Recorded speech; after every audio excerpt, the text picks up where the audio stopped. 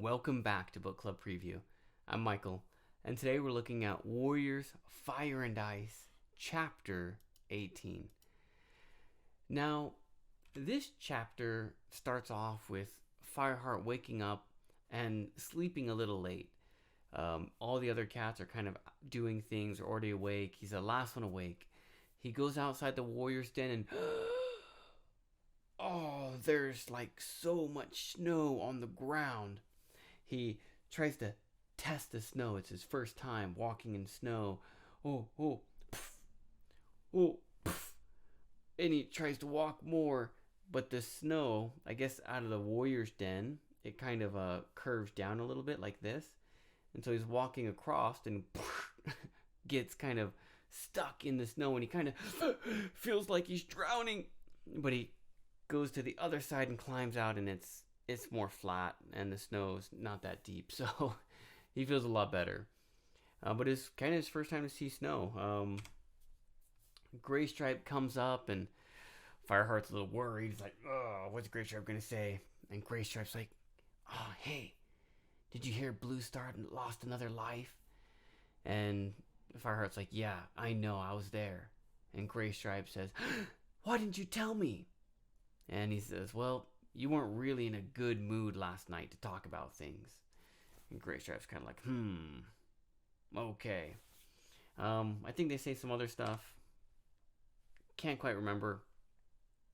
But as he leaves, he hears that green cough is spreading through the camp. One of the queens, I believe, is like, hey, where's Tiger Claw? Some of the kits have green cough, and I think there was another one. And so Fireheart's a little worried, like, oh my goodness, there's green cough, what are we going to do? And the warrior, the queen, says, hey, green cough comes every winter. There's not much we can do. It's in StarClan's hands. And Fireheart's a little angry about that. He wants to fight. Come on, let's save everyone. We don't want to just let sickness kill us. But there's not really much he can do. He kind of feels overwhelmed with green cough in the camp, with his fight with Gray Stripe, with Cinderpaw and Blue Star and everything. And he's just kind of like, oh, his head is cloudy. So he gets out of camp and he just starts running to just try to clear his head. He hears White Storm and some other cats, and he kind of goes away and runs away from where they are. And he ends up in kind of the tall trees near the two-leg place. And he thinks, okay, man, I don't know what I'm doing.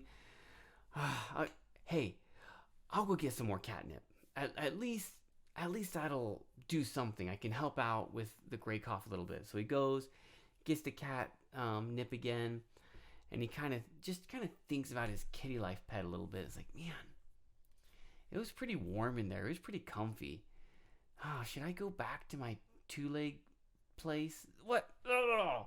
He shakes his head. Oh, man, this catnip's got to be making me crazy. I'm a warrior. And he runs off. He doesn't quite feel like going to camp yet. His head still isn't clear. And he's like, well, Princess. I'll go see Princess. So he goes over and he says, Princess. And then he runs off the fence. Eventually, Princess comes out. And she doesn't have her kits anymore. She's all thin, and Fireheart's like, oh my goodness, Princess, you had your kits. You kidded. She's like, yes, my kits are fine. I had 5 of them. They're wonderful. It's like, oh, that's so great. Congratulations. And they start sharing, and Princess can see that something's wrong with Fireheart, so she starts asking questions, and he just says everything. Like, oh man, our clan leader died. This is her last life. Oh, I don't think he says last life, but he's like, my clan leader died, but she came back. And she's like, really? Cats can live 9 lives? And he's, oh, no, only the clan leaders. Everyone else is just the same. My apprentice got hurt. It was my fault. And Princess says, no, it wasn't your fault.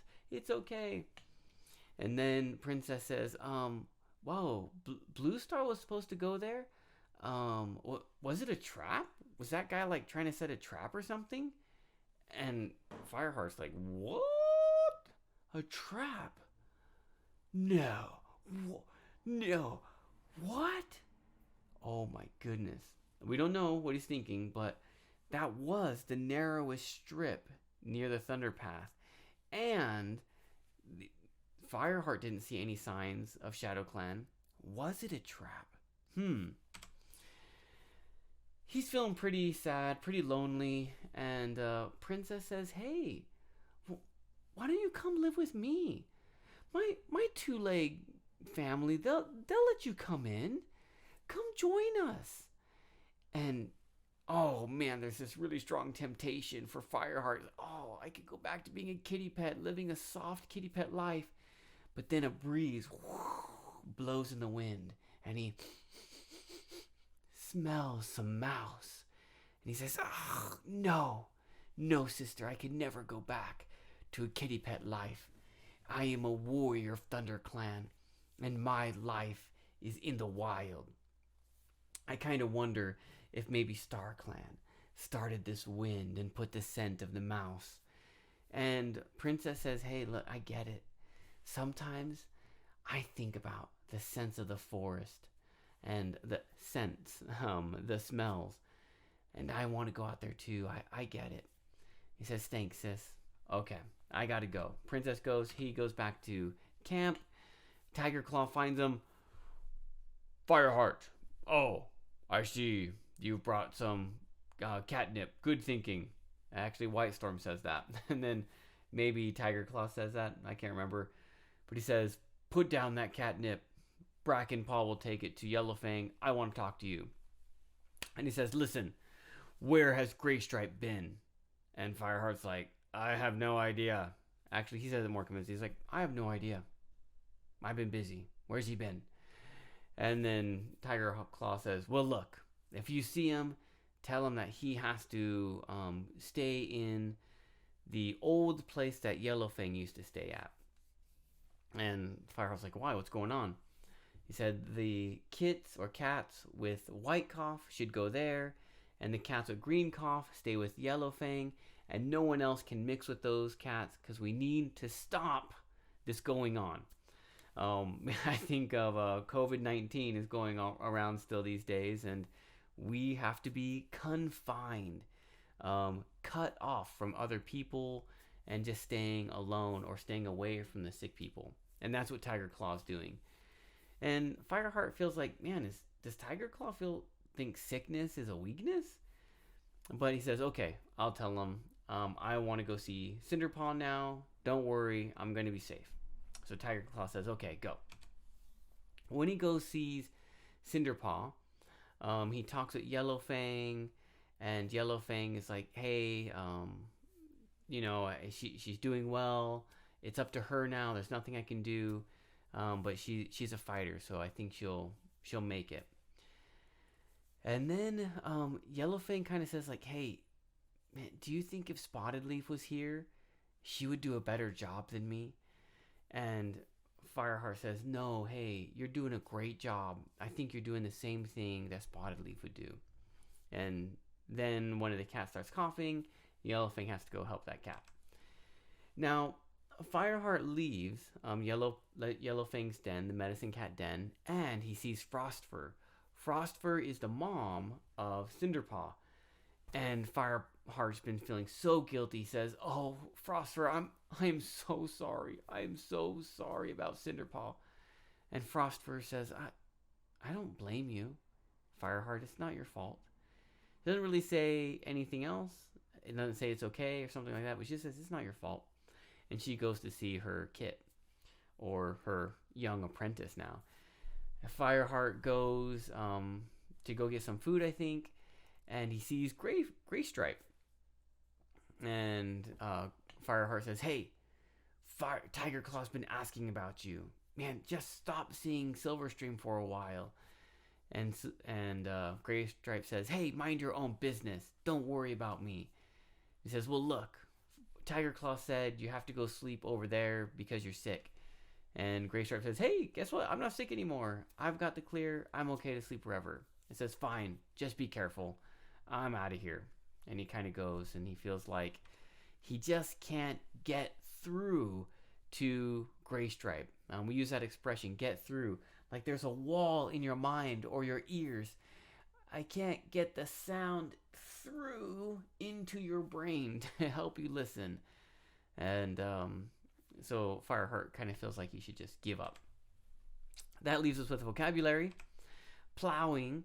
If you think about a farm, okay, a farm picture in your mind, and there's a cow, okay, and behind the cow, a farmer is pushing this kind of shovel into the ground, okay. The farmer is making the flat farmland into rows, okay. We call that plowing. So that's also could be a way of like walking through, pushing the snow. And Gray Stripe is plowing through the snow. Involuntarily means you did it without wanting to do it, without being able to control the action, like blinking. Blinking is an involuntary response. You don't plan it, you don't mean to do it. Someone blows in your face and it just blinks. Involuntary. I'm trying to think. There was an involuntary reaction that I think Fireheart or Gray Stripe had.